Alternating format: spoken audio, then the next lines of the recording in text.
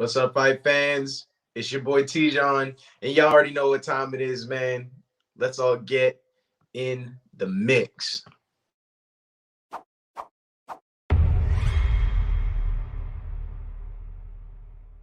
All right, man. We got a good few fights happen over the weekend, and I'm so happy that I got to cover them all, man. Bellator was great. Fight night was awesome, and I mean, just like I've been saying, the fight nights have been better than the pay-per-view so far. So yeah, I pretty much enjoyed overall all the fights that I got to see. So I'm definitely gonna start with Bellator because Bellator had a really cool like double header, I guess, because you had Friday night and Saturday night. Both of them were in Hawaii, which I thought was really cool. I want to visit Hawaii, but it's kind of controversial to do so, from what I hear, which sucks. But I still want to go. Like, I'll be respectful, of course, but maybe I'll go when it's cool to go, like when it's okay to go. I don't know. We'll see. But I digress. Let's get right into Bellator 278 and how that started, right? So, the very first fight of the weekend, Manny Morrow versus Nate Andrews. So this one was a rematch kind of thing. They haven't fought in a few years, but Nate Andrews won the last time they fought. And it was a pretty, decent fight. They were pretty evenly matched. Manny ended up getting the win by decision, so now they're 1-1. They both needed a win because they're both on, kind of slides right now. So a win would, get them right in the right direction. So it was a bit of a high-stake one, and Manny got the win. So I'm sure they're going to have another meeting between each other to see who can finish off the trilogy. Next up, though, Grant Neal versus Christian Edwards. And this was just an absolute decisive win by decision by Grant Neal. He just out-wrestled him. I'm being honest, that's all it really was how well he was able to control Christian Edwards on the ground. And I believe Christian Edwards was the projected winner before the fight. He was the one everybody was betting on, and Grant Neal just literally out-wrestled him, out-grappled him, and got the easy win by decision. So, yeah, great dub for Grant. Next, Jernell Lugo versus Danny Sabatello. This was wild, boy. Jernell Lugo is undefeated, right? And you see he's ranked. Danny is not. But, oh, my God, Danny straight up embarrassed Jernell the whole time. It was pretty bad to watch. It was embarrassing watching Danny just literally the entire fight beat the crap out of him. Was doing all this showboating, and there was nothing Jernell could do. He was getting out-wrestled, out-struck, everything. Great win for Danny Sabatello. Moves on to the quarterfinals of the Bantamweight Grand Prix. He's making a name for himself after that win, man. That was a great win. So, very interested to see how he does in the division and in the Grand Prix. Next, though, Enrique Barzola versus Nikita Mikhailov. This was a great fight. Barzola just put on an absolute clinic the entire fight and got the easy decision win. So the lesson here is that youth is not always the advantage. Mikhailov talked a lot of shit before this fight and was saying how, he's younger, and yeah, Enrique has more experience, but just because Mikhailov is younger, he's gonna have more stamina, and he's gonna take the fight to Barzola. And I guess Barzola heard all that shit and just beat the crap out of Mikhailov for the entire 3 rounds. So that was an awesome performance. He also moves forward in the Bantamweight Grand Prix, so that's going to be a good fight. I'm assuming he's going to fight Danny Sabatello, so that's going to be an interesting fight if that is what happens. Next, though, Juliana Velasquez versus Liz Carmouche. So this one is, of course, for the Flyweight World Championship, and a banger. Absolute banger. I enjoyed this one 100%. Liz Carmouche was effectively losing this fight, but in the closing seconds of the 4th round, she got the TKO after raining down some elbows. Man, this was a controversy. So, she looked fine to me. Juliana Velasquez looked absolutely okay. She knew that it was the closing seconds. It wasn't really damaging elbows, but you got to protect yourself. You have to protect yourself. And, she failed to do so. So I really don't know what happened or why the ref stopped it. Like, I can understand why he stopped it, but at the same time, it is a controversial call. It is an extremely controversial call because that's the champ. You have to allow the champ to work, you know? So she was pissed. Her whole team was pissed. I don't agree with the stoppage, as you can tell, but at the same time, I understand it. I do understand it. So, you know, that's the name of the game, baby. That's just what happens. So for that one, for 278, that is your fight card. I would say with the rating, I would give it 3 stars. I think 3 stars is a fair one. Wasn't really anything boring, but it wasn't a lot that popped out. It wasn't the biggest one that I saw this weekend. So I'm gonna just give that one a 3 stars. Solid performance, great card. Next though is Bellator 279, and that one was Cyborg versus Blackout 2. So getting into that one, Emmanuel Sanchez versus Yancey Medeiros. This one was another good one. Great way to start the card off. Really entertaining way to open up. Sanchez really did win every round, but it was a really good fight. It was a good fight, but it was pretty much in favor of Emmanuel Sanchez the entire fight, so he gets the dub. Next, though, you have Patchy mixed versus Gyoji Horaguchi. Now, this one was also for the Bantamweight World Grand Prix. The fight was very close. It didn't really have a clear winner. It did go the distance. Patchy got the decision and moves on to the semis of the Grand Prix. Next, though, Ilima McFarland, the favorite out of Hawaii. So she had a huge boost against Justine Kitch, and she ended up not getting the freaking unanimous decision, which I was not prepared for. I didn't think that was going to be the case. It was a super intense fight, but yeah, Justine definitely shocked the crowd, shocked me and the entire flyweight division by getting that upset decision win over McFarland. Very good fight though. It was a good fight. I just expected them to favor McFarland because she's Hawaiian, and that normally plays a factor in with the hometown crowd. So yeah, that was a bit of an upset in my opinion. Did not expect that. Next though, this was a good fight, man. Juan Archuleta versus Ralphian Stotts. And wow, dude, Stotts handed Archuleta his first knockout. Hit him with a head kick and knocked him out completely. He becomes the first guy ever to knock out Archuleta. And he immediately celebrated. He moves on to the semis and has now become the interim bantamweight champ. So that's a really, really dope, advancement for him. Like I said, that was a beautiful kick, super clean. It was a very nice knockout. I was super impressed, gotta say. Very, very great win. But moving on to the main event, Chris Cyberg versus Arlene Blackout for the featherweight world championship. And as expected, dude, Chris Cyborg was dominating. Oh, this picture though.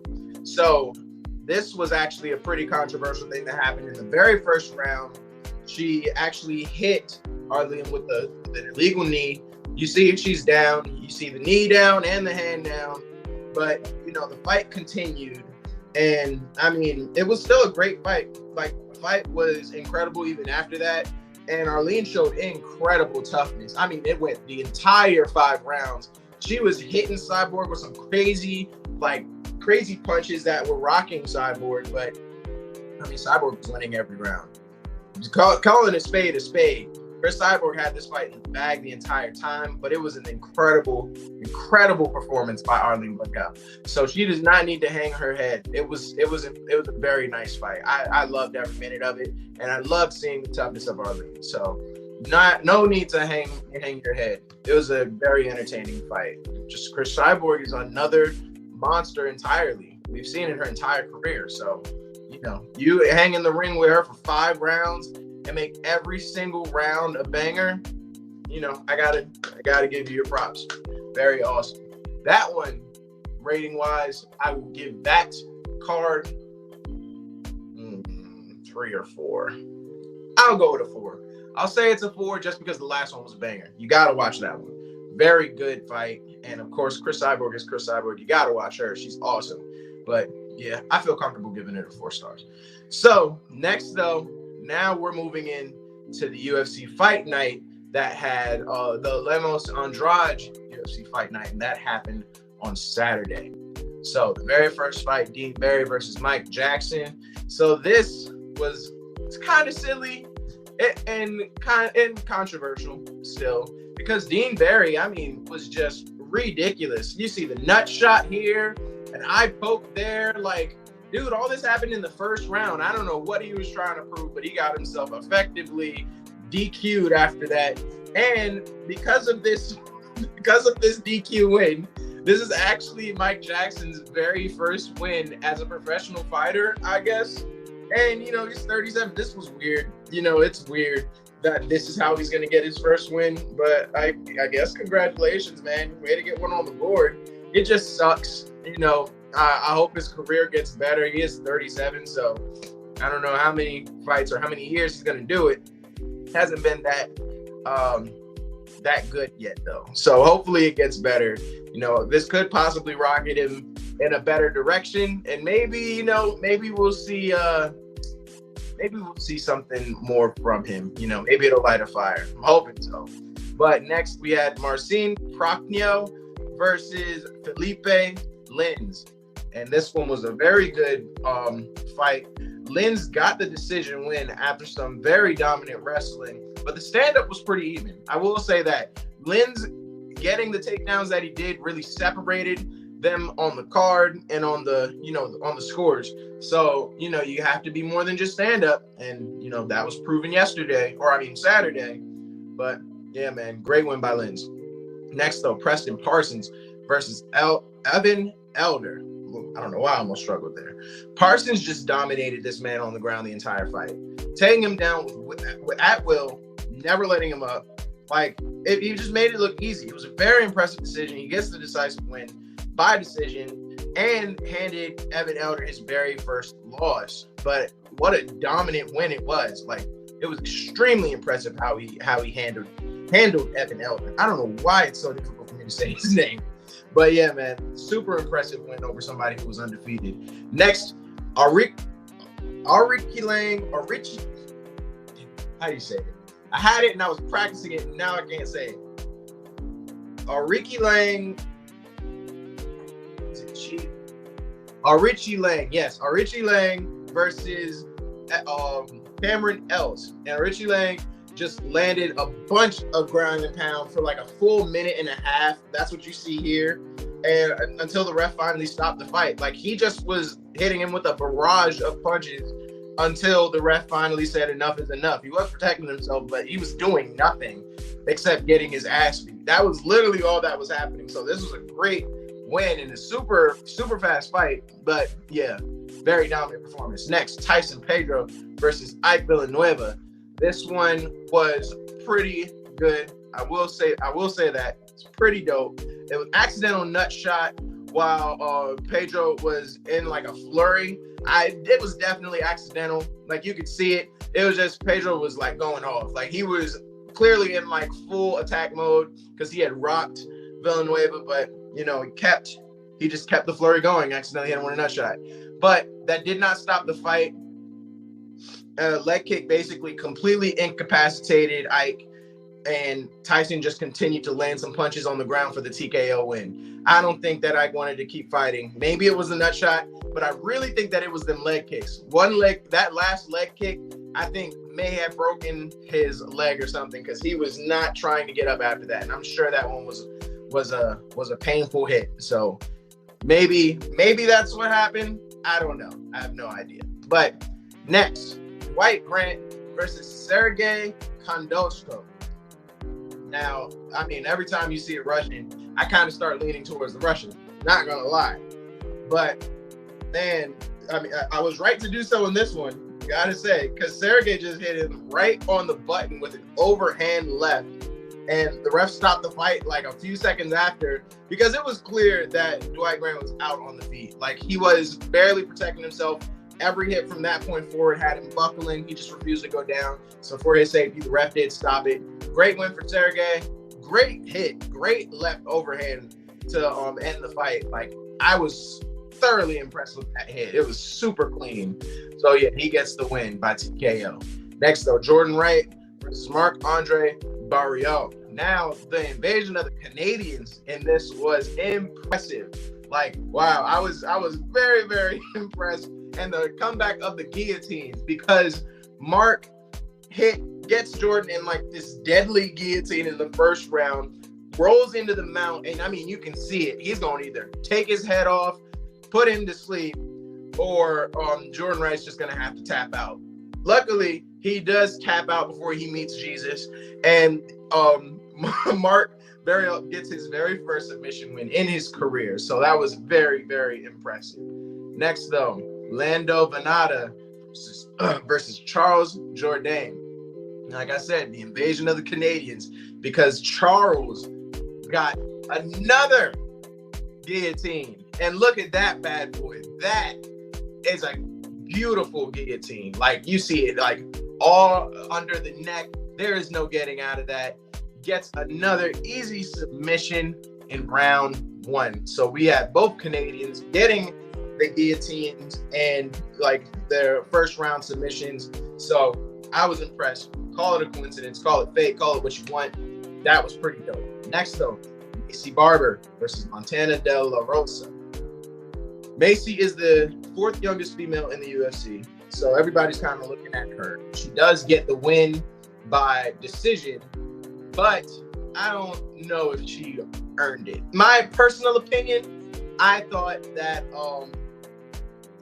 Montana was winning that fight, but it was a lot of wrestling. It could have went either way. I just did not see that Macy won that fight. But when it goes to the scorecards, it's the ref's decision at that point. They saw something different, so I'm not mad at it. Congratulations to Macy. She's super young, and she's got a lot of potential. Next, though, one of my favorite fighters, Clay Guida versus Claudio Puelles. Unfortunately, Clay Guida gets caught in a knee bar. But what an impressive knee bar by Claudio Puelles. Like, I was thoroughly impressed. I'm going to just say that right now. If you can catch him in that, you're a dog, bro. Because Clay Guida, I believe, is a black belt in jiu-jitsu too. But he's also a world-class wrestler. I've loved watching Clay Guida forever. So it will hurt my heart. It did hurt my heart a little bit that Clay Guida lost this, but I'm very impressed by Claudio Puelles. Gotta say, just gotta throw that out there. But now we go to the main event. Amanda Lemos versus Jessica Andrade. Jessica Andrade is a freaking dog for pulling off the very first standing head and arm triangle choke the UFC has ever seen. It was beautiful. She just locks it in, refuses to let go, damn near puts Amanda Lemos out on her feet. Just impressive, man. Gets the win in the very first round, and she is more than likely going straight for a title shot after that performance. So with that one, I'm gonna say I give that one a 4-star rating too. I'll definitely give that one a 4-star rating. I enjoyed it. I loved the intensity of all the fights. There were some stoppages, which I always like. I love when fights don't always go the distance, but the ones that do, I love even more when they are entertaining the whole time. So UFC did a great job, banger of a job. As always, like I've said since January, this whole year has been the UFC fight nights outperforming in the pay-per-views. So, I mean, I love that. Less money, you know? So, yeah, I really do enjoy the fight nights because these guys are really killing it right now. But let me get to some comments. What up, Keith? Did you miss anything? I think you popped up, I want to say, in the middle of the Bellators. So we were just talking about the Bellator 278 and 279. You know, those ones were in Hawaii. Yeah, they were good. They were good. Check them out. Especially check out the Cyborg match. Cyborg was really, really good. Barriault is the equivalent to George St. Pierre. Not yet. You're only saying that because he's Canadian. He's French Canadian. That's the only reason you're saying it. But I don't want to give him that comparison yet. I see why you say it, though. And am I ready for backlash? No. But hear me out. Hear me out. The only reason why I say no is because it's boring right now. Like, I don't know. You can't follow up WrestleMania with like a lot, so I understand it, but I'm not really excited for any of the fights other than like the Usos and RK Bro. I like that, but that's about it. I don't want to see Charlotte and Ronda. Y'all know that already. I can't even remember all the other stuff just because I'm like, I don't know. I'm not really feeling it. Oh, you got Bianca and Sonya. Okay. I would have rather seen a rematch between Bianca and Becky, but I'm sure that's going to come. What else? Oh, you got, what's her name? Shayna Baszler and Natalya versus Team Glow. Like, I don't know. They're just trying to find fillers, and it's just not it's not as appealing. You know, you could give us something more fun, something more entertaining, but you know, they're kind of failing me right now. So am I excited for it? No. Am I ready for it? Sure. I'll say sure. I'm ready for it. I'm just not really excited for it. We'll see how they do like the promos and stories before it, but I don't see how they can make it any more appealing than how they're trying to right now. So, you know, it's Backlash. It'll be cool. But yeah, we've already seen better. We probably peaked in terms of WWE for this year, but we'll see. But that is all that I have for you guys today. Thank you guys as always for tuning in with me. You know, as always, like, comment, share, and subscribe to Take It to the Ring. You know, All Real Crew will be back this week or on Saturday. We have a lot more for you guys. I am doing a top 10 tonight. We'll be doing top 5s all week. Back at that as well, doing our rundowns, all that. So it's going to be great. And oh man, thank you for saying that. The teaming of the NJPW and AEW thing is going to be awesome. I'm ready for that. Everybody's ready for that.